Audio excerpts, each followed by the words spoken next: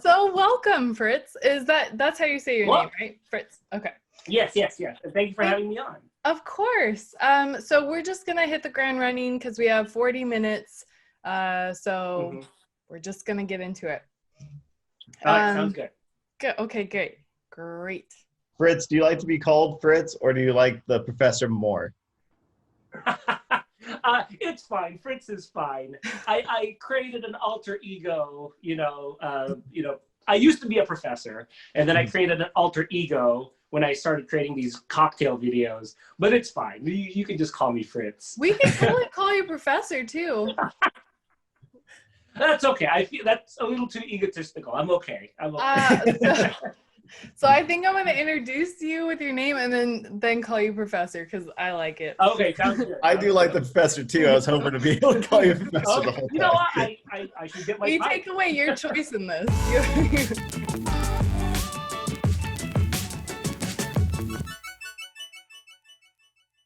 Okay, welcome everyone to the Miss Art World podcast. Thank you for listening as always. I have my wonderful co-host, Samuel Cooksey with Samuel Cooksey Project.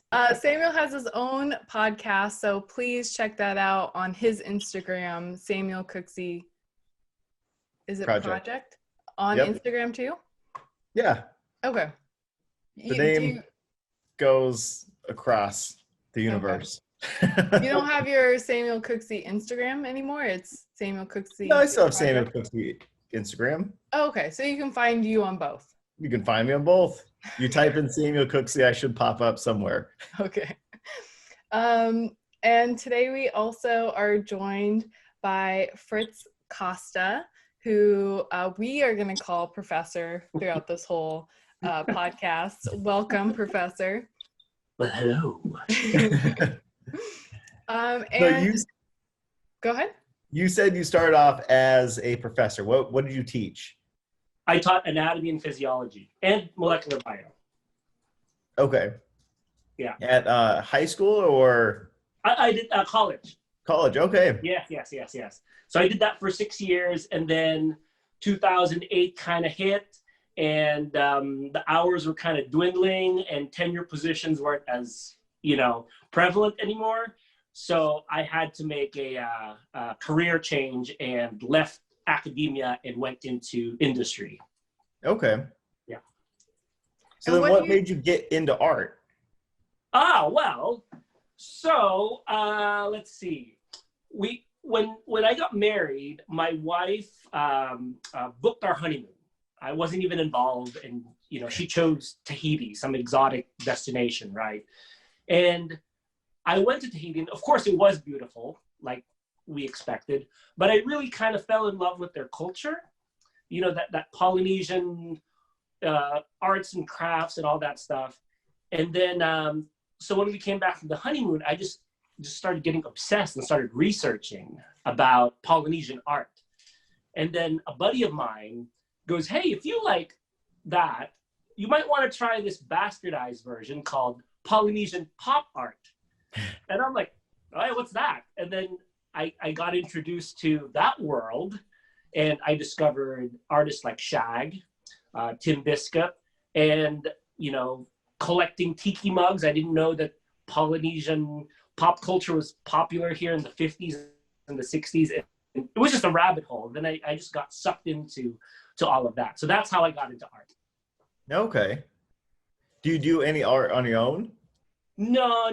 I am a frustrated artist. That's why I have such a great appreciation for artists, because I know how difficult that is, to create. Well, and we're here to talk about your book, The Lives of Lowbrow Artists, Volume 1. So I'm assuming there's more volumes to come. Volume 2 is in the works. Good.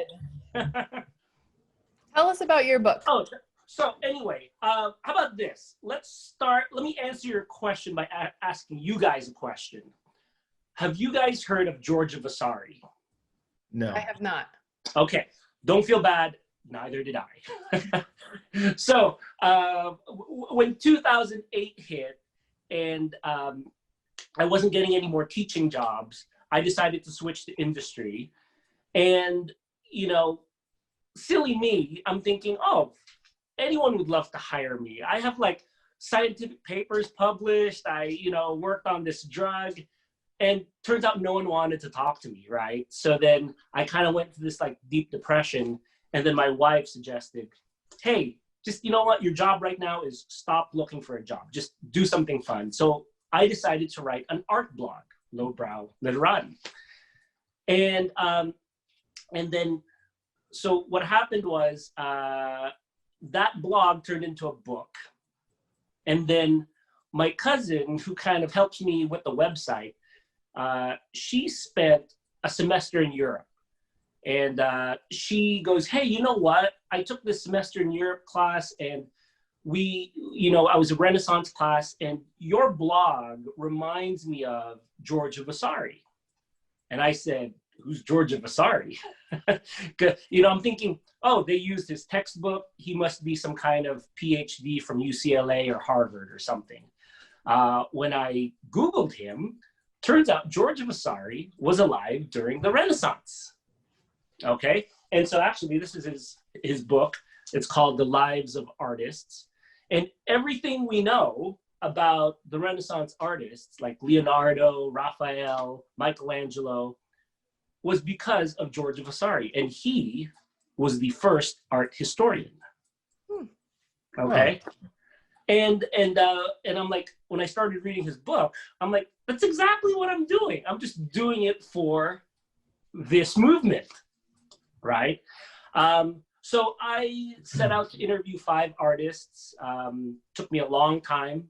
Took me 8 years to interview people and write their stories. So I interviewed Josh Agel, also known as Shag, Tim Biscup, Miles Thompson, Derek Yannicker, and Brandy Milne. And did you just contact them and say, hey, I'm writing this book, I want to interview you? Like, yeah, it was seriously a lot of cold calls, a lot of cold calls. And it wasn't even a book back then, it was just a blog, right? So then I would like email these people saying, hey, I have this blog, I'd like to interview you. And, no one really bit until someone did. And Tim Biscup was the first one to bite. And, I have to thank him, because after him, the doors kind of opened. Other people were more, willing to talk to me. I'm not going to say it's easier, but at least they were willing to talk to me. And then by the 3rd interview, I'm like, you know what? What I'm doing here is a book. It's best as a book rather than a blog. So then I took everything off of the web, and then, now the book is out. So why lowbrow? Well, so lowbrow was coined by its godfather. His name is Robert Williams. And do you guys remember the Guns N' Roses debut album, Appetite for Destruction? Yes. Do you guys remember the album cover?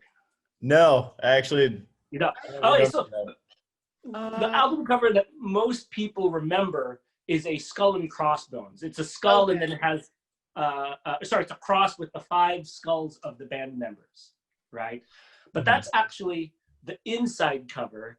The outside cover, and I'll let your viewers and listeners Google it, is a very disturbing image. It's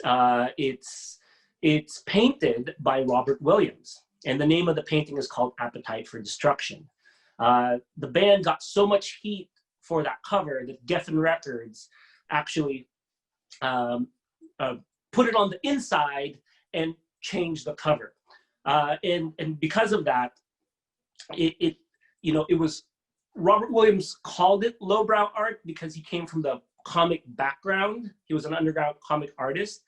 And then just kind of on a lark, he said, the lowbrow art of Robert Williams, thinking it wasn't going to stick. And it turns out it did, right? The people have kind of tried to make it fancier by calling it pop surreal or pop pluralism, which is fine. They're synonymous to me. But, you know, there's something guttural about the word lowbrow. It's almost insulting, right? Kind of like the Impressionists, right? Yeah. I mean, when the Impressionists were called Impressionists, that was not a compliment to them. That was a put down to them, right? But the name stuck. So I think I kind of like the derogatory name lowbrow, but I can live with both. Because lowbrow artists, when they were first coming out and making art, it wasn't considered fine art, right? That was the Absolutely. Right? If you are a cartoon artist, cartoon art is low, right? Abstract expressionism, that's high, right? If you're an illustrator, an animator, right, you don't paint that stuff on canvas. That's low art. Although there's nothing low about the technique, the subject matter might be low, but there's nothing low about the technique, right? I feel like that's kind of how new styles are birthed, with people not thinking or considering it to be art, and then other people are like, no, this is art. And so there's controversialness to it. Exactly. I mean, how many people, you know, brushed off Warhol when they looked at his screen prints and it's like, is that really art? I mean, come on. It's just mass produced, you know, screen prints, or street art, right? Right now, that's kind of where we're at. Like, well, can't anyone do that? But then when you hear that word, can't anyone do that? Usually down the road, that's the one that becomes big, right? Exactly. Yep. So how did the publishing process go for you? It was very long and tough. I've been shopping my book to several publishers, and you know, who have published lowbrow art before, but in the form of pictures, you know, coffee table books, etc. But mine's not a coffee table book. Actually, there's no pictures in my book. It's just all stories and words. Which Samuel was very upset that there was. He's like, there's just words. Don't worry, audiobook is in the works, okay? Oh, good. That's how I normally listen to most of my books anyways. Yes. And so, you know, I'm marketing my book, and I'm basically saying, come on, man, you know, lowbrow art has now surpassed, is no longer underground, it's now mainstream, with Robert Williams being in the Whitney Biennial and the permanent collection of that, Mark Ryden, you know, having museum shows, and Camila Rose Garcia. Can we really still call it underground art at this point, right? Can we still really call it lowbrow art when it is now becoming the mainstream art, right? And then the next question I ask them is like, well, how come no one's ever written a book about this, guys? You know, yes, there's documentaries, there's coffee table books, and you know, catalogue raisonnés of artists, but not a real history book. And my pitch was, wouldn't you want to be the publishing house that publishes the first history book on this movement? But I don't know. I mean, I don't blame them. I'm a very niche market, and they probably weren't going to sell too many books, which is fine. So I ended up self-publishing. And you self-published through Amazon? I self-published through Amazon. Yeah. How was the process with that? Whew. There's a lot of learning. So since now I am the publisher, I had to learn how to get a barcode, how to copyright my stuff, how to use Amazon's proprietary software to upload my book. And it took a while. It took a while for me to learn. There is a silver lining though. Now that the book is out, right? There's this publisher in the UK that seems to be interested for being the publisher for volume 2. So, oh, nice. Yeah. So it's kind of like one of those chicken and egg situations, right? You know, when you're fresh out of college, no one wants to give you a job because you don't have experience. Yeah. Right. And then, well, how do I get experience if you're not going to give me the experience? Yeah, No, exactly.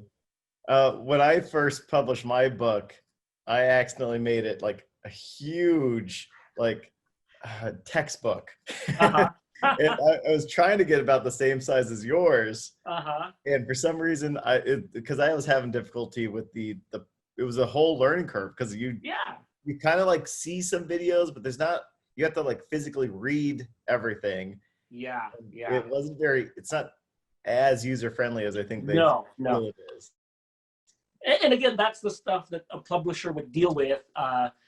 So to answer your question, how come there's no pictures in my book? Right? Yeah. So the hurdle of publishing alone was enough for me, right? Now, for me to put pictures in my book, I would have to get releases from the artist and legal fees and all that stuff, which I did not have. So hopefully with a real publisher for volume 2, then, we can have some pictures in the book. Well, that's exciting. And then how long did it take you to write the book? 8 years. 8 years, okay. Yeah. So mind you, I had a full-time job while writing the book. And I have 2 kids. So I only had my lunch break to write the book and possibly some weekends to write. But so that's why it took so long. So I mean, I'm surprised you were able to even write a book with 2 kids and a full-time job. So it's amazing. Yeah, well, I got help from my wife. So. And then are you still doing the blog? No more. So my website is now basically just a place to buy the book. Okay. The blog has been off for about 5 years now. And now it's just the store. Okay. What made you switch? Just because you were doing just because, I didn't want to, why buy the milk when you can have the cow for free situation? Okay. Yeah, no, exactly. And then for like is there certain artists that you still are interested in writing about? Absolutely, a lot. My only rate limiting factor here is my time and the artists willing to participate. I mean, now that I have a book behind me, hopefully some people might take me a little bit more seriously and actually read my emails and open my emails and be willing to engage in a conversation, for future books. One thing I do want to point out is my book, I'm not trying to define the movement. I don't know what, the elements of the movement are, what makes something lowbrow, what doesn't, right? I'm interviewing the artists and I'm asking them these questions and I'm letting them speak for themselves. And the hope is in the future, 50 years from now, when, shag paintings and Tim Biscuit paintings are going up for auction at Christie's, some PhD who's studying art history is writing about the movement. Hopefully they'll use my book as their reference. That's the big goal for me. For volume 2, do you already have the artists that you want to interview lined up? I do. I already have the 5 lined up. Unfortunately, I can't tell you right now because nothing's like set in stone yet. I'm holding out for this one big fish, and I hope they say yes and get them in volume 2. Mm-hmm. I can't imagine an artist not wanting to be. Oh, you'll be surprised. I am surprised that they don't want to be in a book because it's not like they had to write it. Yeah, I know, right? I'm only asking like 3 hours of your time or something. You just answer questions. I wonder if they think like you're spam or like too good to be true. Because if someone emailed me and was like, I want to write a book about you, I'd be like, okay, who are you and how much money do you want? Yeah. It could be that too. It could be that, but yeah. But so hopefully, they'll say yes. So the interviews only take about 3 hours? The initial interview takes 3 hours, and then there's a lot of follow-up interviews, right? Okay. So here's the thing. Before I even get to the interview part, there's about 6 months of research of me reading everything about this artist, every interview they've ever done, and writing my own notes and coming up with my own questions. And then I interview them to, just kind of facilitate the conversation. But then there's always lots of like, hey, can you clarify this? The timing on this wasn't clear. So a lot of follow-up interviews. What's your favorite definition that one of the artists have given you about lowbrow art, or like the movement? I like Shag's definition. There's definitely an element of humor.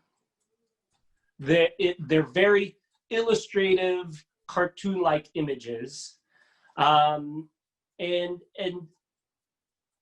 And to me, I like that. I think that does kind of sum up the movement. Robert Williams said that his goal for the movement was to elevate cartoon art. And I think all of these artists do that. They do elevate the cartoon image to a much higher level. If you read the Shag chapter and you look at Shag paintings, they're very cartoon-like. There's always like a gag or a joke in there somewhere. But at the same time, once you read his chapter, you're going to realize why he was painting like this. And there are actually very serious messages behind his paintings. So I think that's a classic, he did really elevate the cartoon image. Mm-hmm. And I think that's one of my favorite definitions. Okay. Do you own any original pieces from the artist? I do. Behind me is a Miles Thompson. I do have some of Shag and Tim Biskup's pieces. There's other people I collect as well, but unfortunately, I haven't gotten around to them, to ask for if they can be interviewed or if they have time. So, but yeah, if I could just do this as my retirement job, I'd love it. Well, have you been asked to do any lectures, or because you're almost would be one of the experts in this art period? Yeah, well, thank you for that, but not yet. No. Okay. So I'm here. You can call me. I'll pick up the phone. Yeah, and it's interesting you brought that up. Coming from an academic background, I approached the book in a very academic fashion. So although I don't have a PhD in art, I kind of put myself like, okay, if I were in the PhD art history program, and this is my dissertation, how would we do it, right? Well, you got to interview the source. Mm-hmm. Right? You got to go to the main source. So then I just started interviewing these people and just writing about them. And one thing I think the artist found refreshing is they become jaded with the media sometimes, because the interviewer kind of comes at the interview and they already wrote the interview in their head. I'm just interviewing you just, for formality, but it's already written in my head, I already know you have mom issues, and that's what the article is going to be about. It's about your mom issues. Okay, mm-hmm. Just for example. Yeah. And then, the article comes out, and then they're a little disappointed. They're like, well, what, why did you make it about my mom? It wasn't about my mom. But the way I approached it is, hey man, I'm a blank slate. I'm here to ask you questions. I don't know where this is going. Let's just go. And then throughout the years, as I'm kind of piecing the stories together, then I'm seeing the connections. Then I'm making my hypothesis after the fact, right? So I came with it a very academic and almost, scientific point of view. And I'm hoping that is a good thing, and people don't see it as a bad thing, that I'm an outsider trying to get into the art world here. But we'll see how the book is received. Well, it is interesting because if you were an art history major, you might have those similar tendencies as the media to come at it from having this idea of what the movement is, rather than, like you said, you're completely unknown. You don't have any expectations of what the movement is. So I think that's an interesting perspective to be an outsider looking in, especially you not being an artist too. You don't have your own concept behind your art, also filling into what you think that these artists are doing with their art. Exactly. So only time will tell, and only history will tell on how the book is received. But hopefully that's my goal.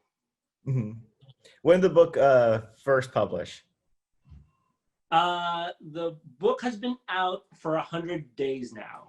Okay. So late July is when it came out.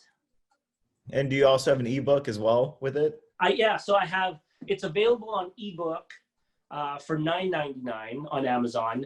It's available as a print book for $23.99 on Amazon, or you can buy it on my website too. If you buy it from my website, of course, I'll sign it and write a dedication or whatever. So.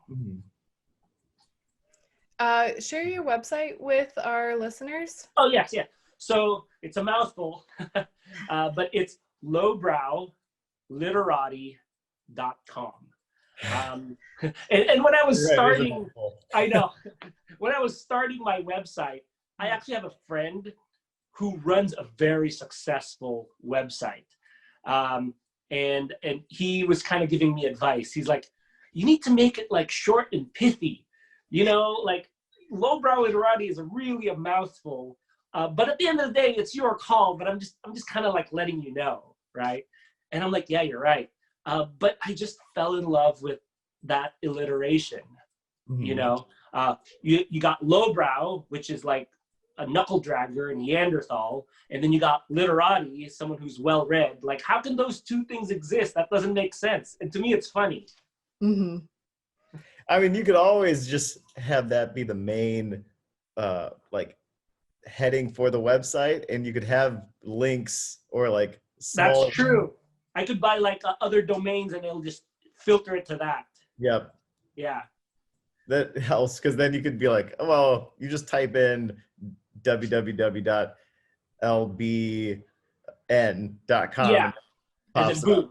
The initial. Yeah. And you're also on Instagram as well. Yes, I am. So my Instagram handle is lowbrow_literati. Yeah, and then I have a Facebook page. Literati. Yeah. Yeah. Can you spell it? Just LITIRATI. Nice and slow. I like it. That's something that I could follow. It felt like you're giving him a test, Katie. I know. Like, can you spell it? Can you spell your own word? Samuel, any closing words? I got no closing words. Fritz, is very nice to meet you. It's super interesting. To be able to have no understanding of lowbrow or that kind of movement, to have all this more like knowledge on it, it's really neat. I found it fascinating. I'm glad. Oh, and one more thing I did want to say. Even though you're not interested in art, maybe you're not like an art person, when you read the biographies of all these artists, and I know a lot of your listeners are probably artists, up-and-coming artists and stuff. One thing you notice about all of these guys is they all took a risk. They all invested in themselves. And I think whether you're an artist or not, that's a good take-home message. Like, that's very inspiring, that you should really invest in yourself and take a risk, right? And be true to yourself and not sell out, to money or to the big guy, right? So I don't know. I think even if you're not interested in art, it's still a good read. Awesome. I love that ending message too. I think that's important for artists to hear. To just, when you say invest in yourself, do you mean money or just taking the time to pursue your own art? Or I think like both. So to give you an example, so one of the artists, Derek Yannicker, he worked for Marvel Comics, doing very, very well.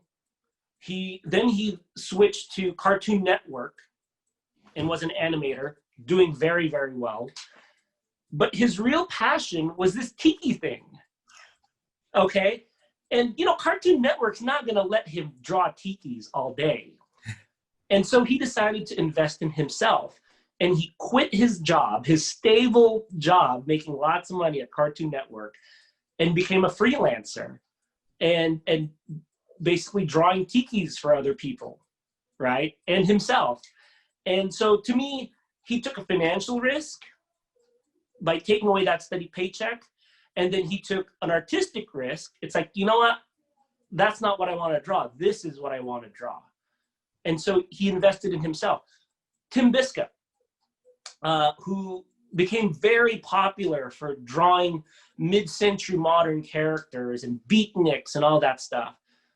He wanted to switch it up. He was going through a rough patch. He was going through a divorce. He didn't want to paint happy stuff anymore. So he started painting a little bit darker stuff. And the galleries are going, dude, can you go back to the old stuff? And he's like, but that's not who I am anymore. I've moved on. And instead of caving into the financial pressure, like, well, let me just do one more show, or, that's the happy beatnik guy. He said, no, that's not who I am. I'm going to draw this thing, and I'm in a dark place right now, and this is what I'm going to draw. And he lost gallery support, and he was silent for years. He was selling his own art for years, but then it paid off. He had a show where he drew this gigantic, piece. I can't even tell you how big the piece is. And the piece was like $100,000, and it sold before the show even opened. Oh my gosh. Oh, wow. Right? Who cares if you don't sell any other paintings for the rest of the year? You got your year covered. Yeah. That's fantastic. That's good for artists to know, to just stay true to what you want to do. Yeah. Well, thank you so much for being on. I appreciate it. Let us know when volume 2 comes out, because I'm sure we'll love to re-interview you and get a fresh perspective on the interviews that you conduct and see who they are, because at the moment we don't know, which is exciting. Yeah, no, absolutely. And I'm a fan of your show, so thanks for having me on. Oh, well, thanks for being on. Thanks for taking the time.